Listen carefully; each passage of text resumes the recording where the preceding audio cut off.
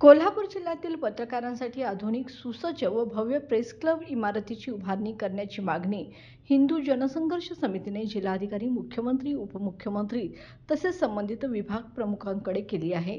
सध्या दसरा चौक येथील press club लहान व अपुरा असल्याने पत्रकारांच्या कार्यात अडचणी येत असल्याचे नमूद करून किमान 2.5 एकर जागेवर तळमजला प्लस 3 मजली ते 20 ते 25 हजार चौरस फूट बांधकाम क्षेत्र असलेली इमारत उभारावी अशी मागणी करण्यात आली आहे। यात पत्रकार परिषद halls, video visual studio, guest house, वाचनालय, डिजिटल मीडिया आर्काइव्ह, कॅफेटेरिया, सुरक्षा सुविधा आणि प्रशिक्षण हॉल्स यांचा समावेश असावा। या मागणीसाठी अभिजित पाटील, आनंदराव पवळ, सुनील सामंत, कविराज काबुटे, राजेंद्र तोरसकर, संभाजी थोरवत, महेश पवार, अजय सोनवणे, सुरेश जाधव, श्रीकांत पाटील हे प्रमुख उपस्थित होते।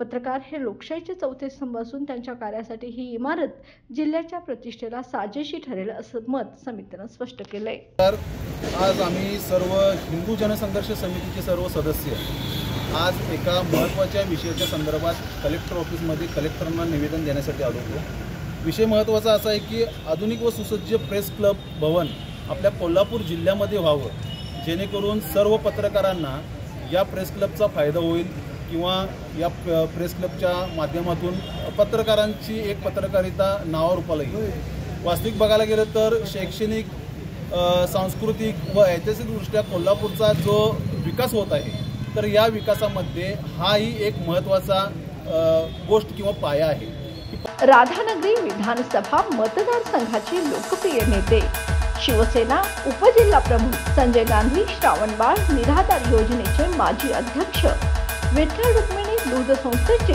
चेअरमन माननीय श्री प्रकाश दादा पाटील यांना वाढदिवसाच्या हार्दिक शुभेच्छा। आपले नेतृत्व असेच जनतेसाठी कार्यरत राहो हीच सदिच्छा। शुभेच्छुक शिवसेना भुदरगड तालुका प्रकाश दादा पाटील समर्थक व हितचिंतक।